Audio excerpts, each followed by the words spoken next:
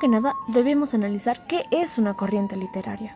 Una corriente literaria es una forma de estudiar la literatura, dividiéndola en periodos o más conocido como corrientes. Esto quiere decir que son un conjunto de obras literarias que fueron creadas durante un determinado periodo, que comparten características comunes como las temáticas e ideologías, ya que ellas exponen una serie de realidades y críticas sociales, políticas y culturales. La literatura al día de hoy ha podido identificar 9 corrientes literarias, siendo estas la literatura griega, la Edad Media, el Renacimiento, el Barroco, el Neoclasicismo, el Romanticismo, el Realismo, el Modernismo, el Vanguardismo y la literatura contemporánea. Pero el día de hoy la corriente literaria que nos interesa es la del medievalismo, o conocida también como la literatura de la Edad Media. Entonces esto nos lleva a preguntarnos qué es la literatura medieval. La literatura de la Edad Media comprende desde el siglo V después de Cristo hasta el siglo XIV después de Cristo, cuyas obras literarias relatan las hazañas de los caballeros y los diversos enfrentamientos y guerras tras las conquistas y las pérdidas de territorio, especialmente durante las cruzadas. También hay que recalcar que la mayoría de las producciones escritas artísticas fueron de Europa. Cabe decir que el medioevo fue un periodo largo y complejo, tradicionalmente llamado oscurantismo, dado que los márgenes de alfabetización y distribución de la cultura letrada en Europa decayeron muchísimo en comparación con la antigüedad. Y lo más importante a resaltar, el espíritu de la época fue el religioso, y el cristianismo imperó en la cultura europea, imponiendo la fe y los valores dogmáticos por encima de cualquier otro punto de vista. En consecuencia, la literatura medieval presenta un marcado predominio de la religiosidad y la literatura mística, así como la exploración de relatos y mitologías locales en clave cristiana. La literatura medieval tenía como grandes temas los siguientes: los libros de caballería, la lucha de las fuerzas cristianas contra el Islam, el amor cortés, el romance entre ciudadanos de vulgo, la poesía mística, versos sobre la experiencia religiosa o el amor al Señor, la geografía, la vida de los santos, los bestiarios, libros donde se hablaban de animales, muchos eran emblemas de ciertos pecados, mientras que otros aparecían como emisarios de Dios. Características de la literatura medieval. Desde una perspectiva muy amplia, la literatura medieval se caracteriza por lo siguiente. Se puede clasificar en dos partes: la literatura religiosa, emanada de la Iglesia y del mundo de la cultura cristiana, y la literatura profana, menos abundante y emanada del pueblo.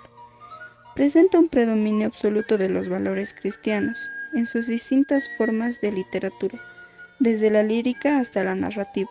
Esto implica en algunas ocasiones una referencia directa a Cristo o al Evangelio, o a veces una simbología más o menos encubierta, en la cual muchas veces se cristianizó el imaginario tradicional de los pueblos celtas, germánicos y anglosajones, por ejemplo.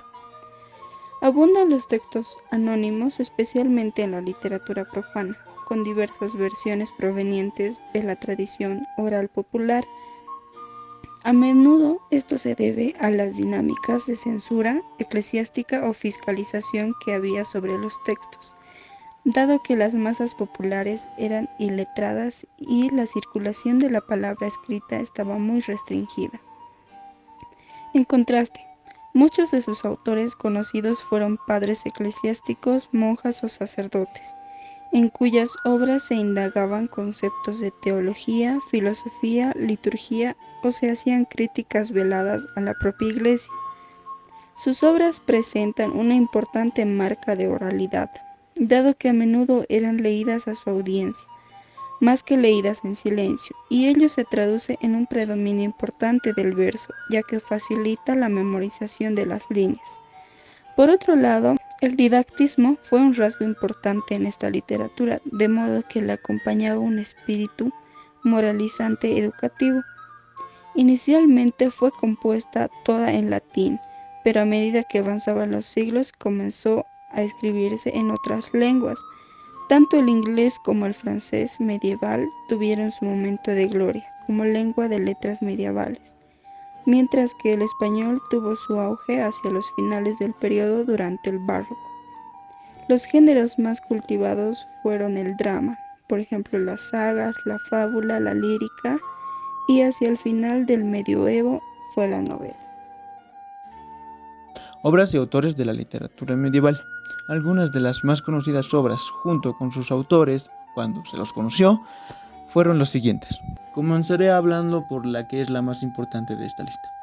La Divina Comedia, teniendo como autor a Dante Alighieri, y una de las obras fundamentales de la transición del pensamiento medieval teocentrista, es considerada la obra maestra de la literatura italiana y una de las cumbres de la literatura universal. El Amadís de Gaula, de autor anónimo, es la obra maestra de la tradición medieval española y uno de los libros de caballerías más famosos, de los que se burlará después el Quijote.